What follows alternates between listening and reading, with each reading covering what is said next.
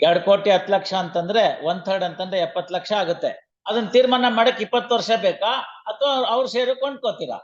ಅದೇನಿದೆ property rate ಸ್ವಲ್ಪ ಹೆಚ್ಚು ಕಡಿಮೆ ಕೂತ್ಕೊಂಡು ಮಾತಾಡೋದು. ಅವ್ರದ್ದು ಪ್ಲೇಂಟ್ ರಿಜೆಕ್ಟ್ ಆಗಿದೆ, ಬಂದಷ್ಟು ಬರ್ಲಿ ಬಂಡಳಿ ಸುಂಕ ಅಂತಾರೆ, ಕಣ್ಗೊತ್ತಿಟ್ಕೊಂಡು ಕಳಿಸ್ತಾರೆ. ಸ್ವಾಮಿ ಅದೆಲ್ಲ ಕತೆ ಬೇಡ. 1/3 ಶೇರ್ ಪರ್ಚೇಸ್ ಮಾಡ್ತೀರಾ ಇಲ್ಲ ಅಡ್ಮಿಟ್ ಮಾಡ್ಲಾ? Take instructions. No, admittedly you are only owner of 2/3. When you are owner of 2/3, how can you file a suit for eviction? You have to file a suit for partition. Then demark your 2/3 share. ಅಂತ ಎಲ್ಲರೂ ಹೇಳೋದು ಹಂಗೆ ಕೊಂಡ್ಕೊಂಡ್ಮೇಲೆ. Anyway you have got indemnity clause in your sale deed. You go against the R2, LRs of R2 ಸತ್ತೋದ್ರು, ಅವ್ರ ಕೈಲಿ digest ಮಾಡ್ಕೊಳಕ್ಕಾಗಲಿಲ್ಲ ಅಂತ ನಿಮಗ್ ಮಾರಿದ್ರು. ಇವೆಲ್ಲ ಕತೆ ಬೇಡ. 1/3 ಶೇರ್ ಪರ್ಚೇಸ್ ಮಾಡ್ತೀರಾ ಅಂತ ಹೇಳಿದ್ರೆ ಮುಗಿಯುತ್ತೆ. ಅದೇನಿದೆ ಪ್ರಾಪರ್ಟಿ ರೇಟ್ ಸ್ವಲ್ಪ ಹೆಚ್ಚು ಕಡಿಮೆ ಕೂತ್ಕೊಂಡು ಮಾತಾಡೋದು. ಅವ್ರದ್ದು ಪ್ಲೇಂಟ್ ರಿಜೆಕ್ಟ್ ಆಗಿದೆ, ಬಂದಷ್ಟು ಬರ್ಲಿ ಬಂಡಳಿ ಸುಂಕ ಅಂತಾರೆ, ಕಣ್ಗೊತ್ತಿಟ್ಕೊಂಡು ಕಳಿಸ್ತಾರೆ. Brought on record. ಆಮೇಲೆ ಮಾಡ್ತೀನಿ ಅಂದ್ರೆ, ಇಲ್ದೇ ಇದ್ರೆ ಆಮೇಲೆ ನೋಡೋಣ ಅಷ್ಟೇನೆ. ಸೆಟ್ಲ್ ಮಾಡ್ತೀನಿ ಅಂದ್ರೆ ಬ್ರಾಟ್ ಆನ್ ರೆಕಾರ್ಡ್, ಎಲ್ಲ ಕಾಂಪ್ರಮೈಸ್, ಎಲ್ಲ ಅಲೋಡು ಸೇಮ್ ಡೇ. ಮಧ್ಯಾಹ್ನ ಯಾಕೆ? ಟೆಲಿಫೋನ್ ಇಲ್ವಾ? ವಿಡಿಯೋ ಕಾನ್ಫರೆನ್ಸ್ ಇಲ್ವಾ? ಇಲ್ಲಿ ಬರ್ಲಿ. What is the due diligence you have made before purchase? What is the due diligence you have made before purchase of the property? Did you issue any paper publication? No. What are the title deeds that you have been given? Whose property it belonged to? Where are the parent deeds? There cannot be any dispute that there was a relationship. ಅವ್ರು ಯಾರು? ಸ್ವಲ್ಪ ನೀವು ಸುಮ್ಮನೆ ಇದ್ರೆ ವಾಸಿ ಆಗುತ್ತೆ. ಅವ್ರಿಗೆ ಅವಿನ್ ಅವ್ರಿಗೆ ಅಷ್ಟು ಲೇಟ್ ಆಗುತ್ತಾ? ರಿಟೈರ್ಡ್ ಡಿಸ್ಟ್ರಿಕ್ಟ್ ಜಡ್ಜ್ ಸರ್, ಅವ್ರಿಗೆ ಅರ್ಥ ಆಗಿದೆ ನಾ ಕೇಳೋದು. ಅವಿನ್ ಅವ್ರೆ, there is no dispute as to the relationship. When there is no dispute, the only point is that the upon property ನ ಇಬ್ರು ಹಂಚ್ಕೊಂಡ್ರು. ಅವ್ರಿಗೆ ಎಷ್ಟು ಬರ್ಬೇಕು, ಇವ್ರಿಗೆ ಅಷ್ಟು ಬರ್ಬೇಕು ಆಗಿದೆ. ನಿಮ್ ಕಡೆಗೆ ಒಂದಷ್ಟು ಜನ ಸೇಲ್ ಮಾಡಿದ್ದಾರೆ, ಅವ್ರ ಪ್ರಾಪರ್ಟಿ ಭಾಗ ಶೇರ್ ಮಾಡಿರೋದನ್ನ ಆಗಲ್ಲ ಅಂತ. ನಿಮ್ ಪ್ರಕಾರ ಅವ್ರಿಗೇನು ಇಲ್ಲ ಅಂತ ಇದೆ ಅಂತ ಅವ್ರು ಹೇಳಿದ್ದಾರೆ. ಅದನ್ನ ತೀರ್ಮಾನ ಮಾಡಕ್ 20 ವರ್ಷ ಬೇಕಾ ಅಥವಾ ಅವ್ರ ಶೇರು ಕೊಂಡ್ಕೋತೀರಾ? 2/3 ಹೋಗ್ಬಿಟ್ಮೇಲೆ 1/3 ಅಷ್ಟೇ ಇರೋದು. 1/3 ಏನ್ ಬರ್ಬೇಕು ಅದ್ರ ಲೆಕ್ಕಾಚಾರ ಹಾಕಿ ಸ್ವಲ್ಪ ಕಡಿಮೆನೋ ಹೆಚ್ಚೋ ಮಾತುಕತೆ ಮಾಡಿ ಮುಗಿಸಿದ್ರೆ ಮುಗ್ದೋಯ್ತು ಅಷ್ಟೇನೆ. ಅದನ್ನೇ ಹೇಳ್ತಾ ಇರೋದು. ಅದಕ್ಕೆ ಇಷ್ಟೊತ್ತು ಬೇಕಾ? Does it take so much of time? Why partition suits, title suits, civil suits pending ಇರುತ್ತೆ ಅಂದ್ರೆ ಹಿಂಗೆ ರೂಟ್ಗೆ ಹೋಗಲ್ಲ. ರೂಟ್ಗೆ ಹೋಗಿ ಗುದ್ಬಿಟ್ರೆ ತಾನಾಗೆ ಸರಿ ಹೋಗುತ್ತೆ. Friday or Monday? Friday is day after tomorrow.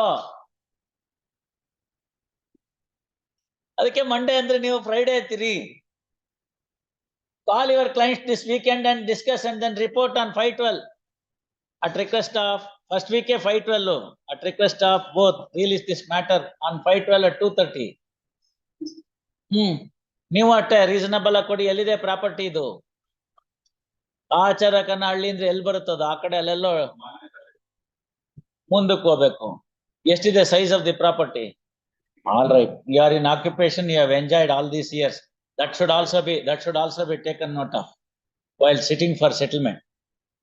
ನೀವು ಹೇಳಿ 30-40 site there would cost around 2 crores roughly.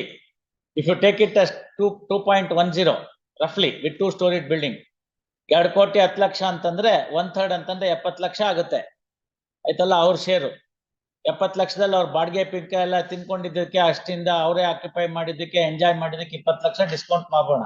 50 ಲಕ್ಷ ಕೊಡ್ತೀನಿ ಅಂತಂದ್ರೆ compromise close. You are the absolute owner of the property, pay him 50 lakhs. Subject to this way, that way, another 5-10 lakhs. Matter can be closed. Come with the DD, no discussion. Come with the DD. 40, 45, 50, 40ಕ್ಕಿಂತ ಕೆಳಗಿಳಿಸಬೇಡಿ ಅಷ್ಟೇ. Matter ಮುಗ್ದೋಗುತ್ತೆ. Compromise. You become the owner of the property, no more hassles. ಎಲ್ಲ ಆಗುತ್ತೆ. Bank loan ಆಗುತ್ತೆ, ಮತ್ತೊಂದಾಗುತ್ತೆ, ಹೊಸ ಕಟ್ತೀನಿ ಅಂದ್ರಾಗುತ್ತೆ, marketable title ಬರುತ್ತೆ, ಗಲಾಟೆ ಇಲ್ಲ. ಹೊರಗಡೆ ಮಾರಾಟಕ್ಕೆ ಇಡ್ತು ಅಂತಂದ್ರೆ ಫಸ್ಟ್ ಕ್ಲಾಸ್ ಆಗಿದೆ. 3 ಕೋಟಿ 4 ಕೋಟಿಗೆ ಮುಂದಕ್ಕೆ ಬಾಳುತ್ತದೆ. Investing 40-50 lakhs today will give you the fullest title and you can buy peace. That's all. Right.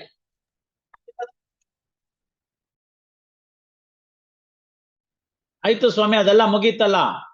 ಅದೆಲ್ಲ ಮುಗೀತೀಗ. ನೀವು ಅಲ್ಲಿಲ್ಲ ಜಾಗದಲ್ಲಿ, ಅದಕ್ಕೋಸ್ಕರ ಯಾರು ರೆಂಟ್ ಕೊಟ್ಟಿದ್ರು ಅವ್ರನ್ನ ಟೆನೆಂಟ್ ಅಂತ ಅವ್ರು ಕನ್ಸಿಡರ್ ಮಾಡಿದ್ರು. ಆಮೇಲೆ ಅವರೇ ಆ ಬೆನಿಫಿಟ್ ತಗೊಂಡ್ರು, ಸೇಲ್ ಮಾಡಿದ್ರು. ಆ ಸೇಲ್ನ ಇನ್ನೊಬ್ರು ಮೂರನೇವ್ರಿಗೆ ಮಾರಿದ್ರು. ಈಗೇನು ಮಾಡಕ್ ಬರೋದಿಲ್ಲ. 2002ರಲ್ಲಿ ನೀವು ದಾವ ಹಾಕಿದ್ರೆ ಅಷ್ಟೊತ್ತಿಗಾಗ್ಲೇ ನಾವು 4-5 ಬದಲಾವಣೆ ಆಗಿತ್ತು. ಆಲ್ ರೈಟ್, ಅದಕ್ಕೆ ಲಿಸ್ಪೆಂಡೆನ್ಸ್ ಇದೆ, ನಿಮ್ ರೈಟ್ ಬೇಕಲ್ಲ. ನಿಮ್ ಸೂಟಲ್ಲೇನೆ ನೀವು ರೈಟ್ ಕೇಳಲಿಲ್ಲ, ಅದು ವಜಾ ಆಗೋಯ್ತು. ಆಮೇಲೆ ಅದಕ್ಕೆ ಅಪೀಲ್ ಹಾಕ್ಲಿಲ್ಲ ಅಷ್ಟೇ, ಅಲ್ಲಿ ಮುಗೀತು. You claimed the right and that has ended with abetment. Now tell me what to do. If you want to take some money from the subsequent purchaser and bid anyway with it, well and good. And ಸ್ವಲ್ಪ ದುಡ್ಡು ಕೊಟ್ಬಿಟ್ರಿ, ಮುಗಿಯುತ್ತೆ. ಯಾರು? who is the subsequent purchaser? Where is the property? Austin town. What is the size of the property? Small property, 1 bedroom, 1 hall, 1 BHK. There is no measurement. 1 BHK, a small premises. ಮತ್ತ ಅದ್ರಲ್ಲೆಲ್ಲ ಏನ್ ಬರುತ್ತ್ರಿ? You pay something for them for litigation expenses and get it off. ಮಧ್ಯಾಹ್ನ ನಾಳೆ ಅಂದ್ರೆ ನಾಡಿದ್ದು matter ಮುಗಿಯುತ್ತೆ. They have been paying the rents. If you want to take some money from the subsequent purchasers and bid anyway with it, otherwise you have no right. Your right ended because after the death of your husband Dakshinamurthy, you allowed the Vijayalingam, that is your brother and sister-in-law, to occupy the premises. ಅವ್ರು ಏನ್ ಕೊಡ್ತಾರೋ ಅದು ತಗೋಬೇಕು. ನೀವು ಅಷ್ಟು ಇಷ್ಟು ಅಂತ ಕೇಳಂಗಿಲ್ಲ. ಅವಳು ಇಲ್ಲ, ಈಗ ಯಶೋಧನೂ ಇಲ್ಲ. ಯಶೋಧನೂ ಸತ್ಬಿಟ್ಟಿದ್ದಾಳೆ, ಅವ್ರಿಬ್ರು ಮಕ್ಳಿದ್ದಾರೆ.